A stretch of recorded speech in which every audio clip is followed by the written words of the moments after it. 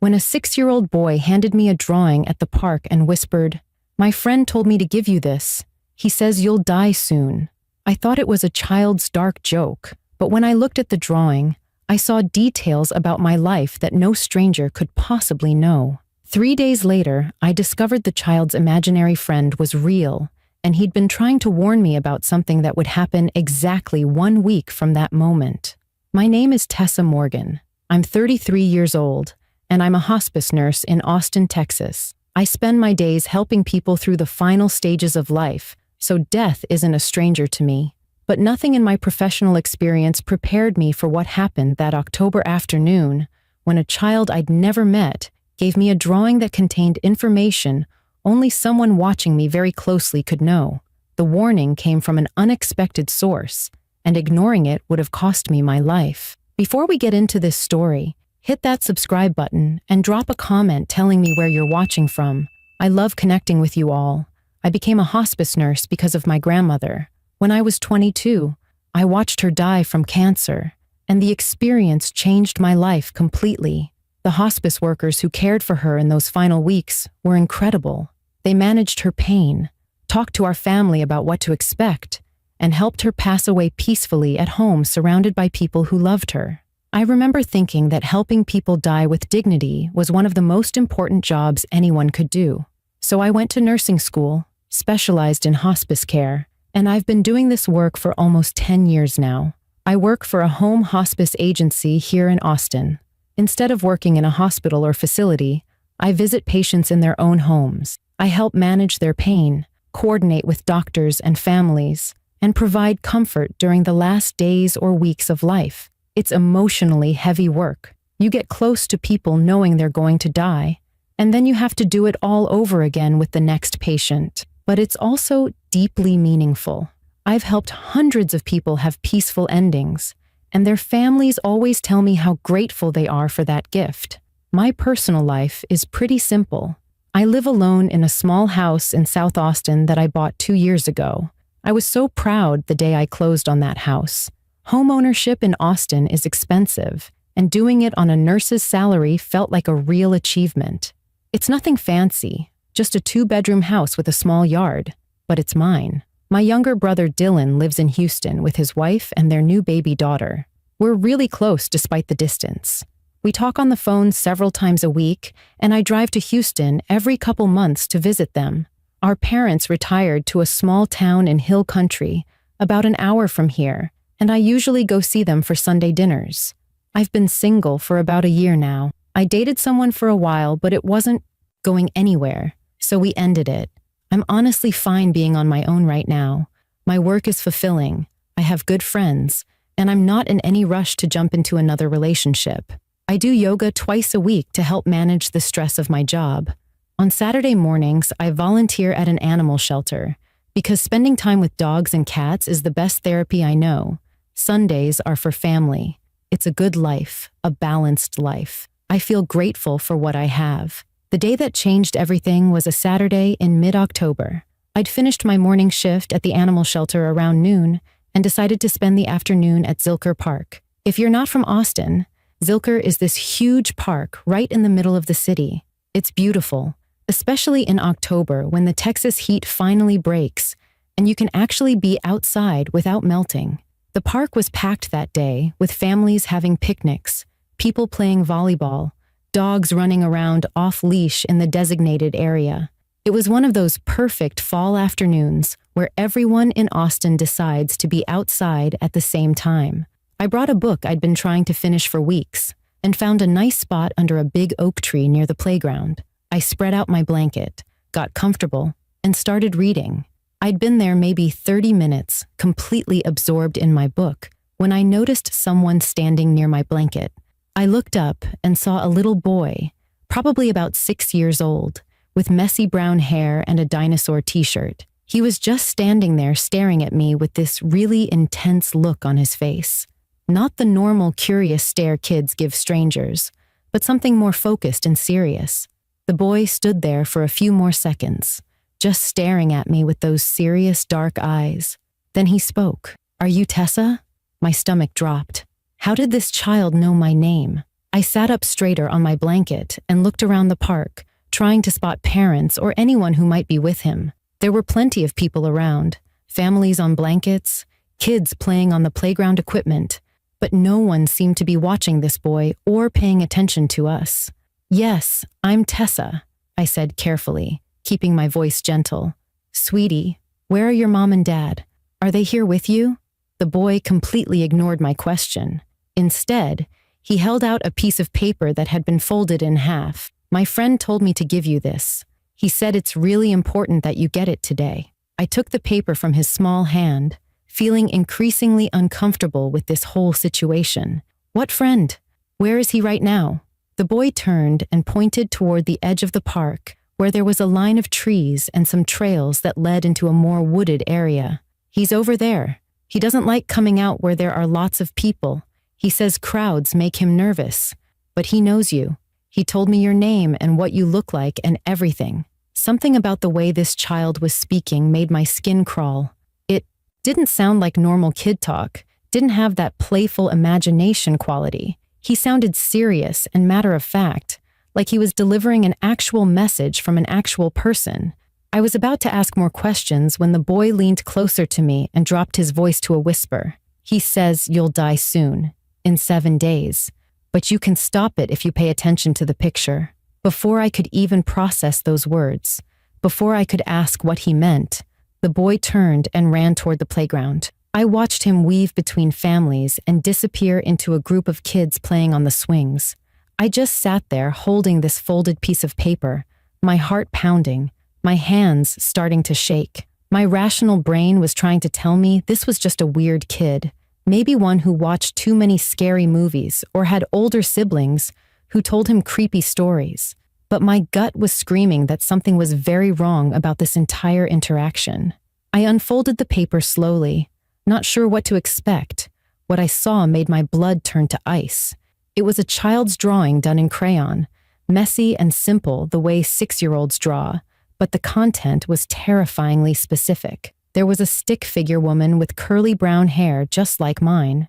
Next to the woman was a small house, and I recognized it immediately.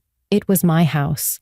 The drawing showed the distinctive blue front door, the large window on the left side, even the small porch with 2 steps.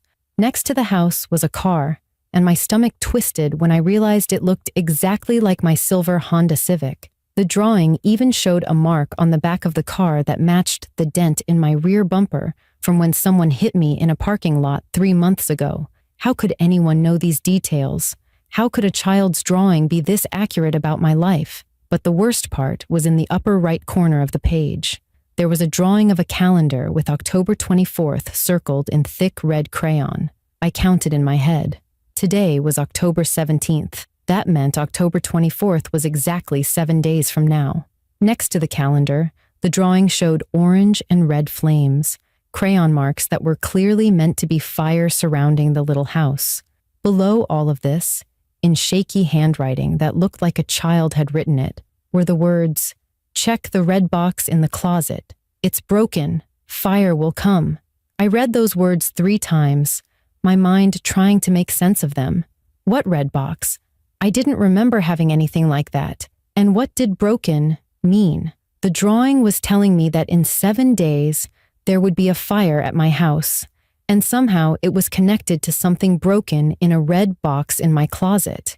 This felt like a threat. This felt like someone was watching me, knew details about my life and my home, and was warning me about something terrible that was going to happen. I jumped to my feet and walked quickly toward the playground, scanning the area for the boy. I found him on the swings, pumping his legs to go. Higher, looking like any normal kid having fun at the park. "Hey, I need to talk to you again," I called out, trying not to sound as panicked as I felt. "What's your name? Where's your mom?" A woman sitting on a bench about 10 feet away looked up from her phone. "Is everything okay?" she asked, standing up and walking toward us. I tried to keep my voice steady and normal. "I'm just trying to make sure this boy is with someone. He gave me something and I wanted to talk to his parents about it." The woman smiled in a friendly way. "That's my son, Jamie. Is he bothering you? Jamie, come here right now." The boy jumped off the swing while it was still moving high. landed perfectly on his feet like kids somehow always do, and ran to his mother. I walked over to where Jamie stood next to his mother, holding the drawing in my hand. "Your son gave me this," I said, trying to sound calm and reasonable even though my heart was racing. "He said his friend told him to give it to me, and he said some things that were a little concerning." Jamie's mother took the drawing from me and looked at it, her expression shifting from friendly curiosity to slight embarrassment. "Jamie, did you draw this?" she asked her son. The boy shook his head firmly. "No, my friend drew it. He's really good at drawing even though his hands are old and shaky. He's older than Grandpa, way older." His mother sighed and looked at me with an apologetic smile. "I'm so sorry. Jamie has had this imaginary friend for a few months now. He talks about him all the time. This old man he says he sees at the park. We've tried explaining that imaginary friends aren't real, but he's very insistent about it. What did he say to you that was concerning?" I hesitated, not wanting to scare her or make this into a bigger thing than it needed to be. "He just said his friend wanted me to have this drawing and that it was important. It's fine, really. Kids have great imaginations." But inside, I was anything but fine. I wanted to ask more questions, wanted to know who had actually drawn this picture with such specific details about my life. But I didn't want to alarm Jamie's mother or turn this into some kind of scene in the middle of the park. I said goodbye and walked back to my blanket, but I couldn't sit still. I packed up my things quickly and left the park, the drawing clutched in my hand. During the drive home, my mind was spinning through possibilities. Was this some kind of sick prank? But how would anyone know about the dent in my car or the exact layout of my house unless they'd been watching me closely? The thought made me nauseous. I pulled into my driveway and sat in my car for a moment, staring at my blue front door and comparing it to the drawing. The resemblance was perfect. Too perfect to be a coincidence or a lucky guess. I went inside and immediately headed to my bedroom closet. I started pulling out clothes, shoes, boxes of old belongings, throwing everything onto my bed as I searched for anything red. I was beginning to think there was nothing when I spotted it on the top shelf, pushed way back behind some winter sweaters I hadn't touched in months. A red metal toolbox. I pulled it down, surprised by how heavy it was, and carried it to my bed. The box was old, the red paint chipped and faded in places. I recognized it immediately once I really looked at it. This had been my grandfather's toolbox, something he'd used for decades. When he died 5 years ago, my grandmother had given it to me along with some of his other belongings. I'd put it in my closet and honestly forgotten about it. I opened the toolbox and found it full of old tools. Screwdrivers with worn wooden handles, pliers, a tape measure, various wrenches, and other items my grandfather had collected over his lifetime. At the bottom of the box, coiled up and taking up most of the space, was a heavy-duty electrical extension cord. I pulled it out and started examining it carefully. The cord was old, the rubber coating stiff and cracked in several places. As I uncoiled it, checking every inch, I found the problem. Near the plug end, the insulation was severely damaged, peeling away and exposing bare copper wire underneath. In one section, the damage was so bad that the metal wires were completely visible. This cord was a serious fire hazard. Using it could easily cause sparks, and if those sparks landed on anything flammable, it would start a fire in seconds. My hands started shaking as a memory came flooding back. About 3 weeks ago, the outlet in my bedroom had stopped working. I'd been meaning to call an electrician, but kept putting it off because I was so busy with work. In the meantime, I'd needed a way to charge my phone and power my bedside lamp. I'd found an extension cord somewhere in my house and ran it from the bathroom outlet under my bedroom door to my nightstand. I looked over at my nightstand now and my heart stopped. The cord plugged in there, the one I'd been using every single night for weeks, was the damaged red toolbox cord. I'd been sleeping every night with this fire hazard running under my door, the exposed wires pressed against the carpet, just waiting for the right conditions to spark and ignite. I unplugged the cord immediately and ran outside to throw it in the trash bin. My whole body was shaking. Someone had known about this. Someone had known I had this red toolbox in my closet, had known the extension cord inside was dangerous, had known I was using it, and had known it could cause a fire. But how? And why warn me through a child at a park with a cryptic drawing? I went back inside and looked at the drawing again, specifically at the date circled in red. October 24th. What was special about that date? I grabbed my phone and checked my calendar and weather app. October 24th was next Saturday, 1 week away. The forecast showed it would be the coldest night of the fall so far, with temperatures dropping into the 30s. I always used my space heater on nights that cold, the little portable one I kept in my bedroom. If I'd plugged that space heater into the damaged extension cord, the increased electrical load would almost certainly cause those exposed wires to spark. With the heater running all night and me asleep, a fire could start and spread before I even woke up. The drawing wasn't a threat. It was a warning. Someone was trying to save my life. I called my brother Dylan immediately, trying to keep my voice steady as I explained everything that had happened. The boy at the park, the drawing with specific details about my house and car, finding the dangerous extension cord in the red toolbox exactly where the drawing said to look. Dylan was skeptical at first, suggesting maybe it was just a strange coincidence, or possibly someone playing an elaborate prank on me. But when I texted him photos of the drawing and the damaged cord with the exposed wires, his tone changed completely. Tessa, this is really creepy. Someone's been watching you closely enough to know what your house looks like and what's in your closet. You need to call the police right now.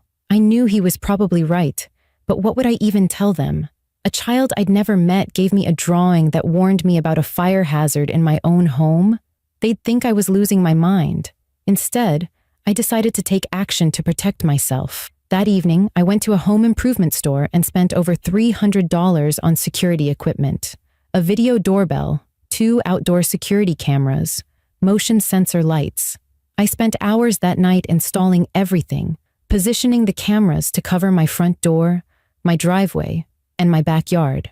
If someone had been watching my house, if someone knew this much about my life, I was going to find out who they were. Monday morning, I called an electrician and explained I needed an emergency inspection of my entire house. He came that afternoon and spent 2 hours checking every outlet, every wire, every connection. He found 3 additional problems I hadn't known about. 2 outlets with loose wiring and a junction box in my attic that was improperly installed and could have caused a fire on its own. He told me I'd been incredibly lucky that nothing had sparked yet, that my house was a disaster waiting to happen. The repairs cost nearly $2,000, but it was worth every penny for the peace of mind. Over the next few days, I became obsessed with the mystery.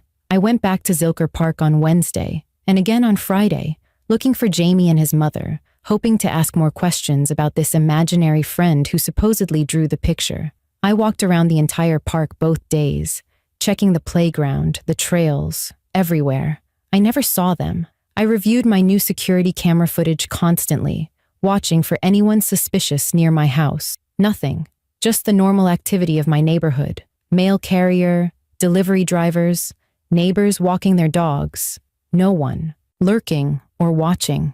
On Thursday afternoon, I got a phone call from my supervisor at work. One of my longtime patients, an 87-year-old man named Walter Chen, had passed away peacefully that morning. Walter had been one of my favorite patients over the years. He was kind and mentally sharp despite his failing body, always telling fascinating stories about his life. I'd been visiting him 3 times a week for the past 2 months, managing his pain and keeping him comfortable as cancer slowly took his life. I felt sad hearing he'd passed, but also grateful it had been peaceful and he hadn't suffered at the end. That evening, Walter's daughter called me. Her voice was warm but emotional. "Tessa, my father spoke about you constantly in his final weeks. He said you made his last days bearable. He wanted you to have something. He was very insistent about it, almost obsessive in his final days. Can you come by the house tomorrow to pick it up?" I agreed, curious about what Walter could have left for me. Friday morning, I drove to Walter's house, where I'd visited him so many times over the past months. His daughter met me at the door holding a small cardboard box. "Dad made me promise to give you this after he passed," she said, handing it to me. "He said to tell you he's sorry he couldn't deliver the message himself and that you'd understand everything when the time was right. Inside the box was a leather-bound journal and a handwritten note on top. I recognized Walter's shaky handwriting immediately. The note said, "Tessa, I've been gone 3 days by the time you read this. I tried to tell you in person, but my body failed faster than I expected. Read the journal. It explains everything. The warning at the park came from me. I couldn't let you die the same way he did. You saved me from suffering. Now accept this gift in return. Your life, saved by someone who lost his to the same danger." The old man Jamie spoke about was real. His name was Robert Finley. He died in your house in 1987. Check the records. He's been trying to warn you for weeks, but the living can't usually hear the dead. I could hear him because I was dying, standing between both worlds. Everything in that drawing was true. Trust it. My hands were shaking so badly I could barely hold the paper. Walter had orchestrated the warning at the park, but the explanation made no logical sense. A ghost? A man who died in my house decades ago. I sat in my car outside Walter's house and opened his journal with trembling hands. The entries from his final weeks detailed conversations with someone he called Robert Finley. Walter described how, about a month before his death, he started seeing an elderly man in his room who no one else could see. At first, Walter thought the morphine was causing hallucinations, but this man knew things, specific things about the past, that Walter later verified through research. Robert told Walter he'd died in 1987 in a house fire caused by faulty electrical wiring. He'd lived alone, a retired teacher with no family, and he'd died a preventable death that haunted him. Robert said he'd been trapped in that house for decades, watching new families move in and out, unable to communicate or warn anyone. Then Walter, dying just a few blocks away, became a bridge between worlds, someone who could finally hear him and act.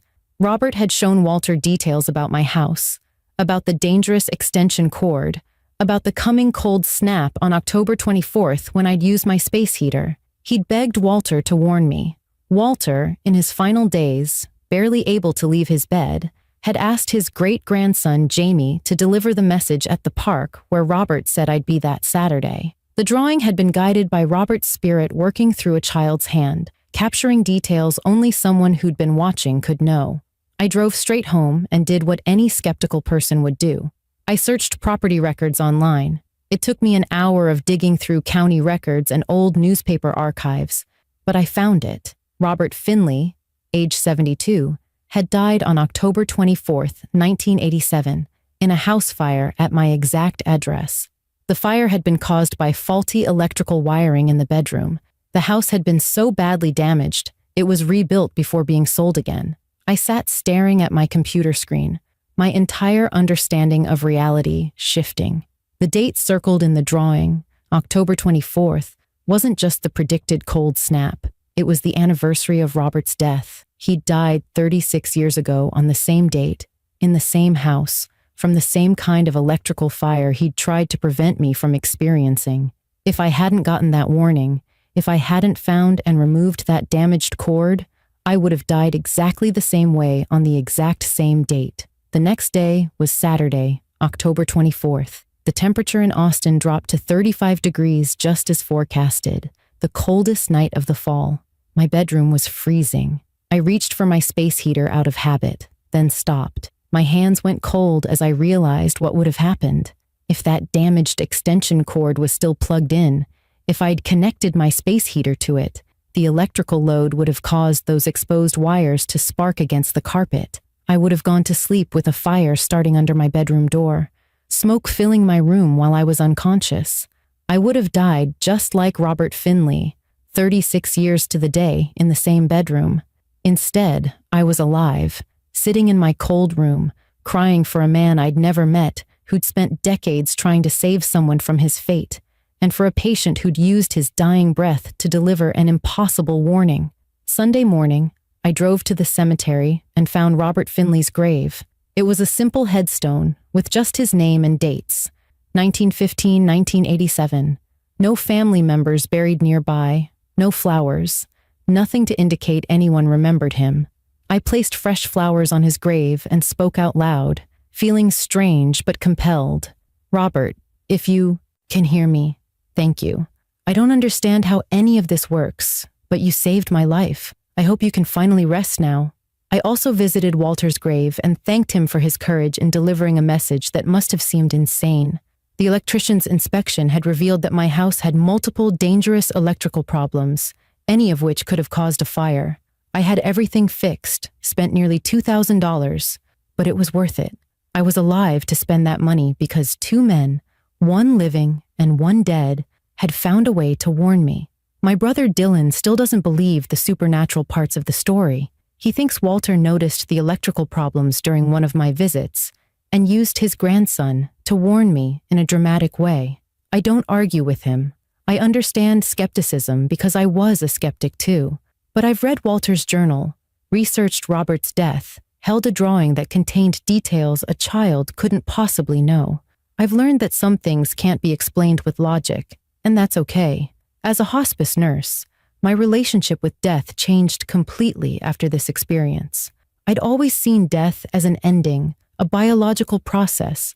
Now I understand it might be more complex than I believed. I don't know if Robert Finley has moved on, or if he's still in my house. I haven't experienced anything unusual since that October, no strange occurrences or feelings of being watched.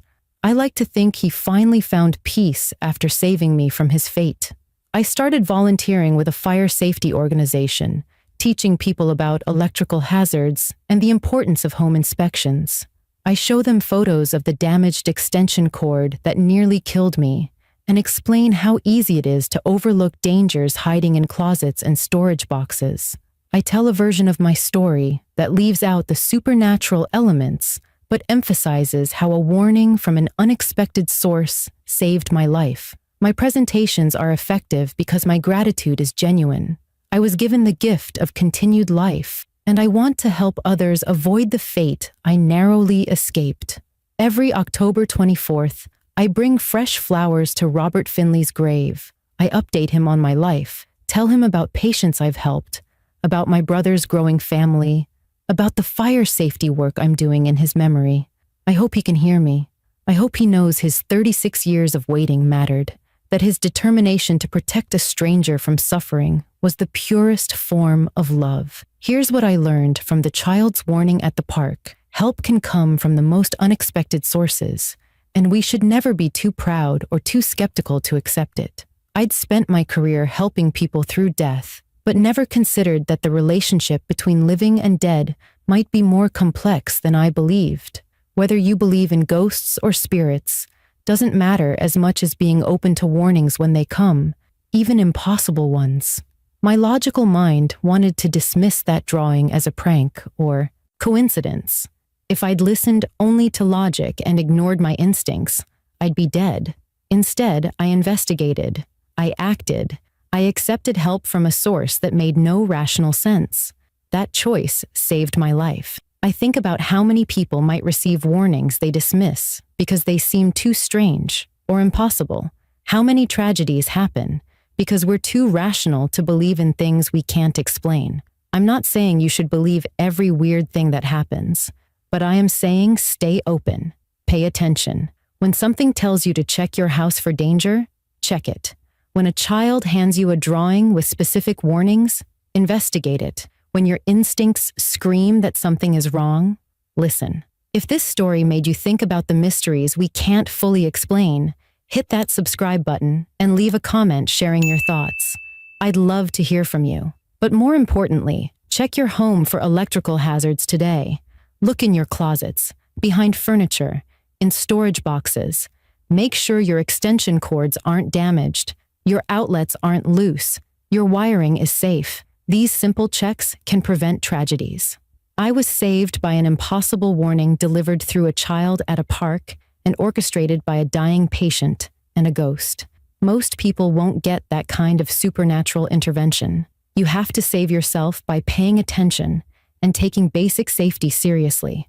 Replace old extension cords, hire electricians to inspect older homes, install smoke detectors, and check their batteries regularly. These boring, practical steps are how most of us stay alive. not through ghostly warnings, but through simple vigilance. And maybe, just maybe, stay open to the possibility that we don't understand everything about how this world works, about what happens after death, about the ways the living and dead might still be connected. Thank you for watching. And remember, sometimes the most important messages come from the most unexpected messengers, whether that's a child at a park, a dying patient's final words, or a feeling you can't quite explain that tells you to check one more time before you go to sleep.